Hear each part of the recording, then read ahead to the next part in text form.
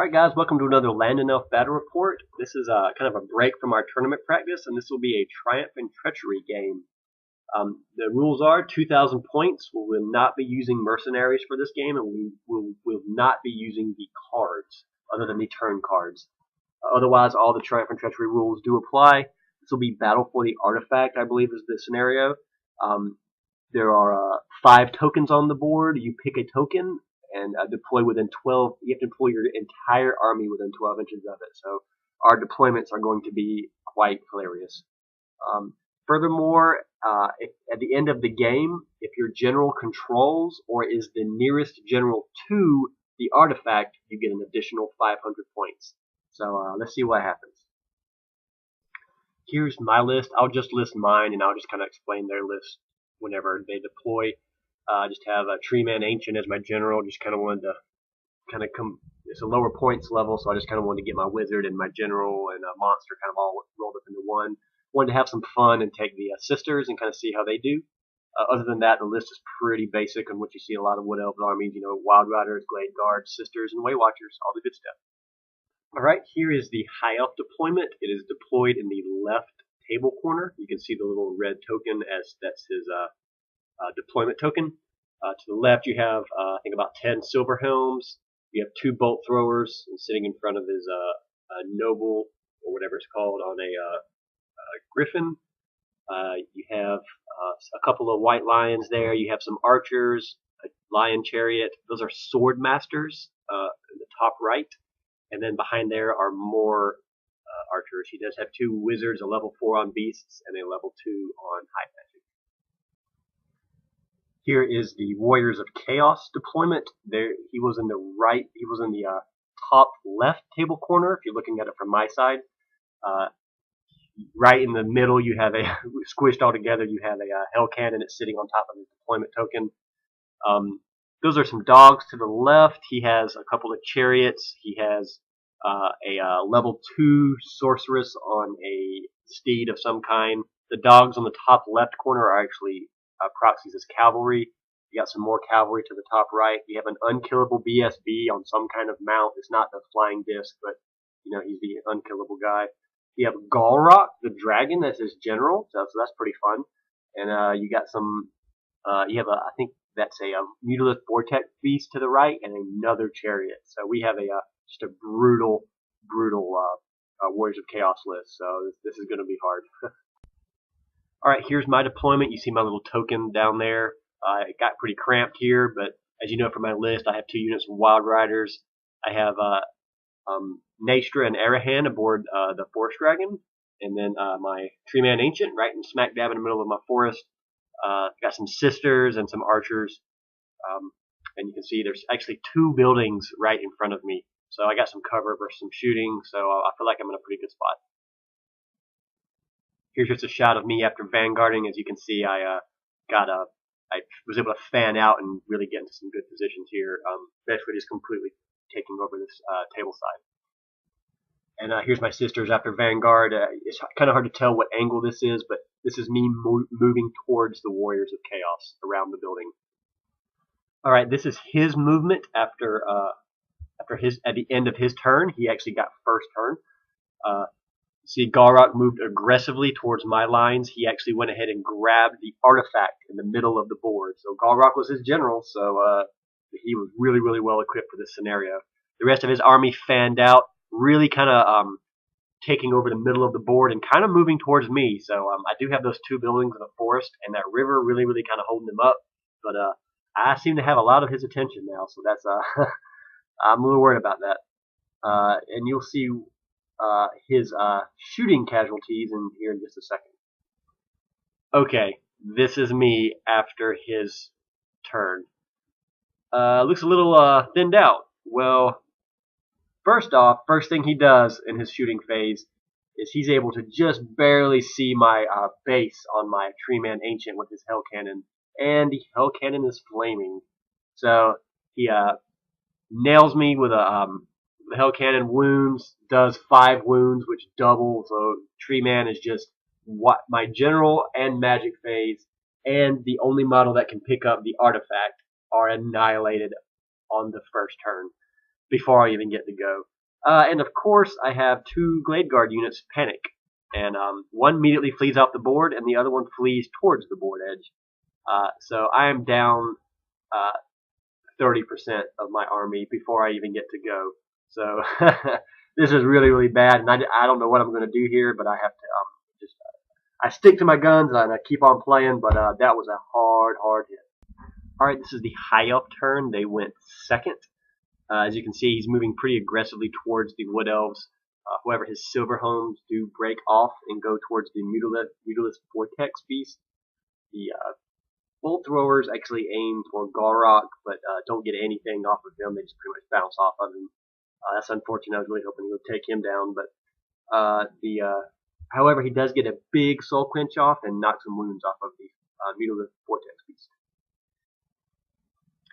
The Vortex Beast is actually nailed with a maxed out Soul Quench, I believe is the spell, from High Magic, and it does all but one wound to him. So what the Bolt Thrower doesn't do, Soul Quench can do. So that was really, really good for the High Elf guy, and now that Mutalisk Beast is really, really nervous. Alright, here's my turn. I kind of fan over to the left, kind of using these two buildings next to each other as a kind of like a buffer between the oncoming Warriors of Chaos army.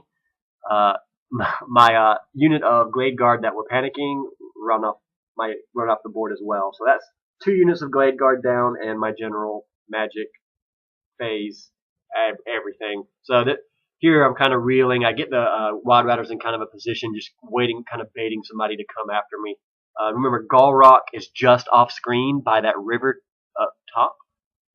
My Way Watchers scouted into that building there, and of course the sisters have moved around those buildings to the right. By the end of my turn, I really haven't accomplished a whole lot. I do think I get 1 wound on Galrock with shooting, so that's really disappointing. I was really hoping to knock him down, but I just could not get a whole lot done. I think I may get 1 wound on the sister, not the sister, but the sorcerer, who's kind of hanging out there by herself. However, next turn, as many of you know, in TNT, the turns are randomized. Well, I get first turn, so I get both third and first turn, so I get 2 concurrent turns, which is a huge advantage.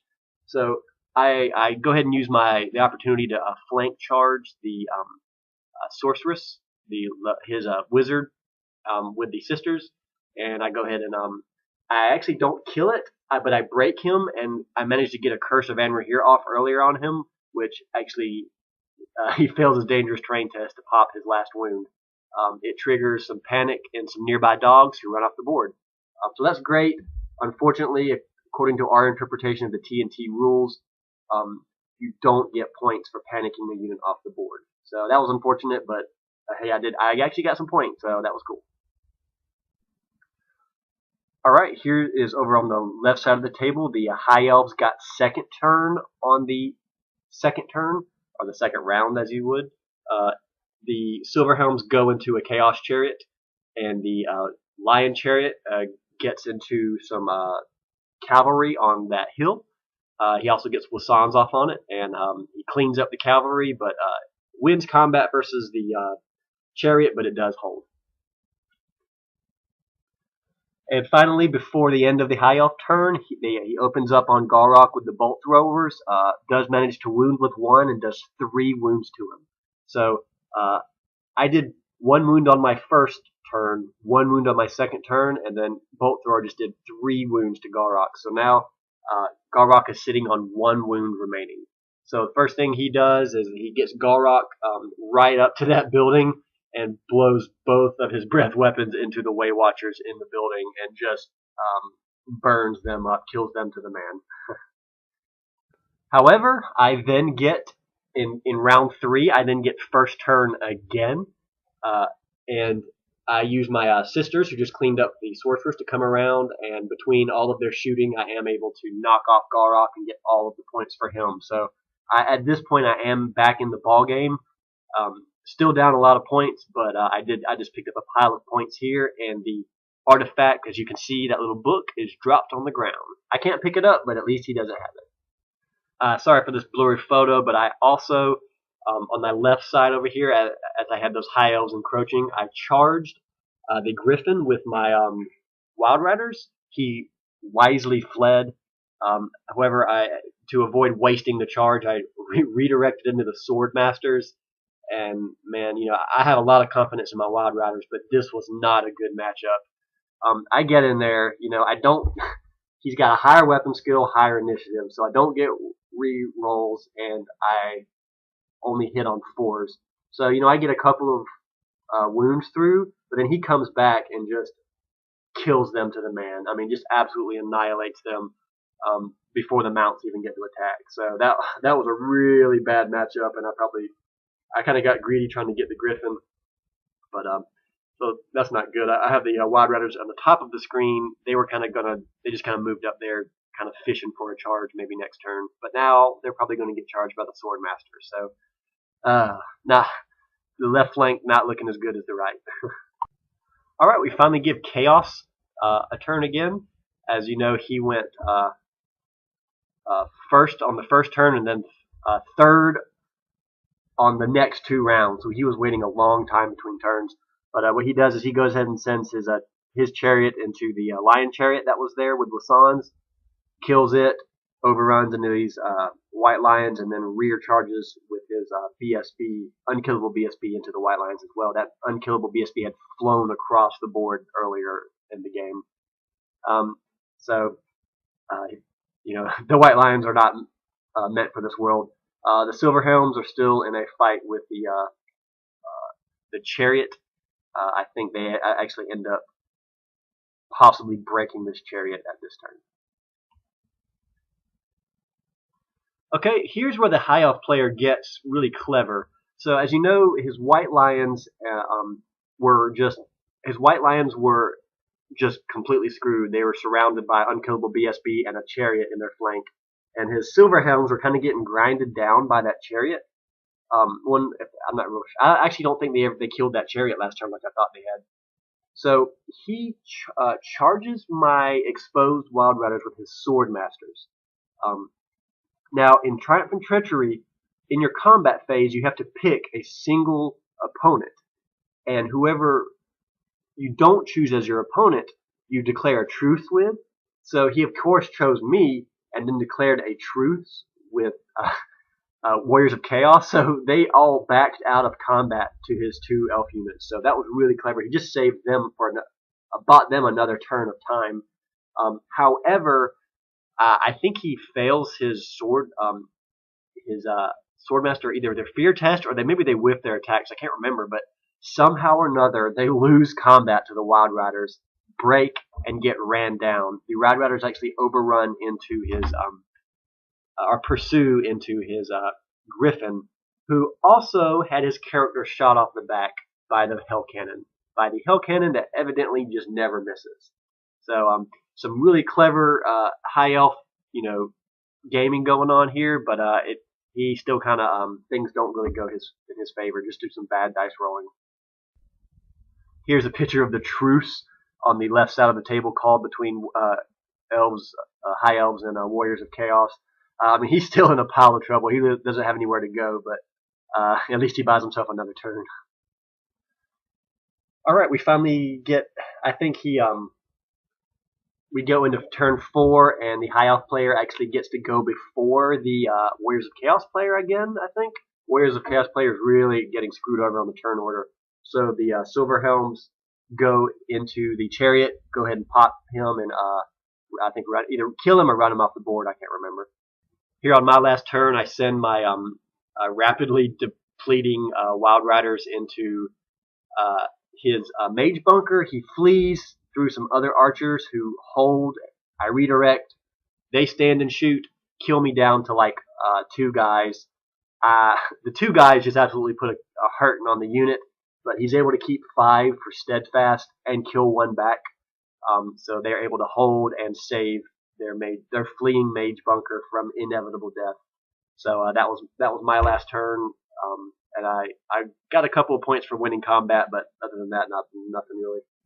Nastra and Arahan, who really haven't done anything this whole game once Galrock died, go fly over and breath weapon some dogs off the board.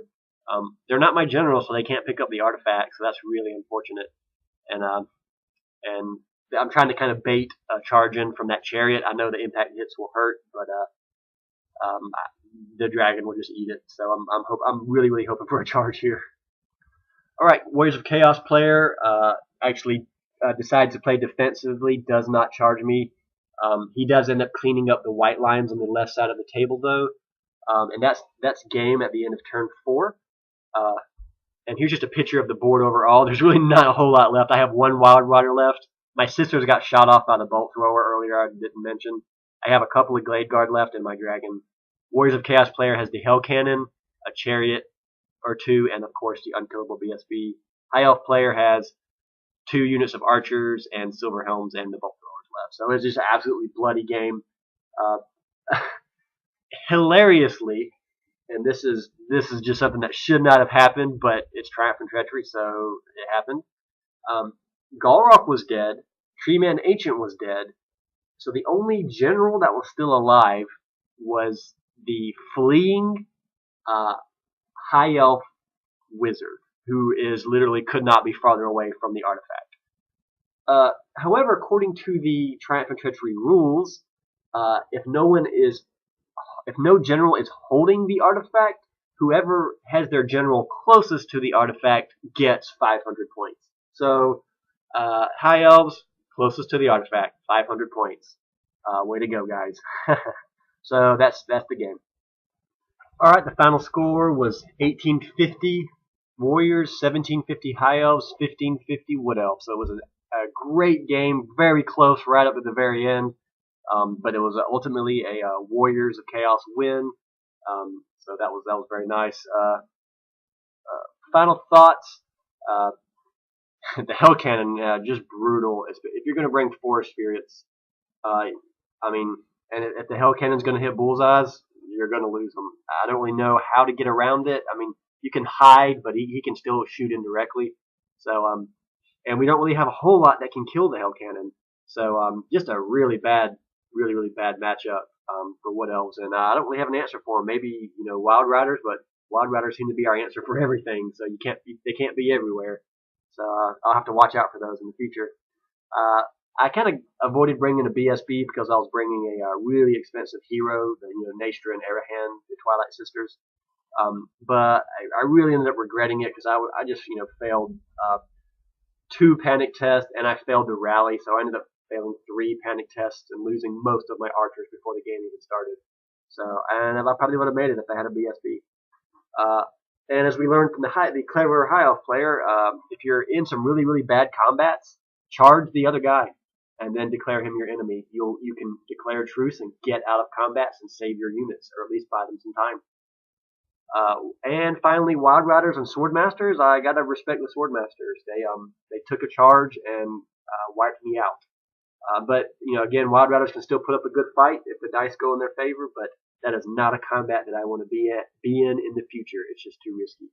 So anyway, guys, thanks for watching, and we'll see you next time.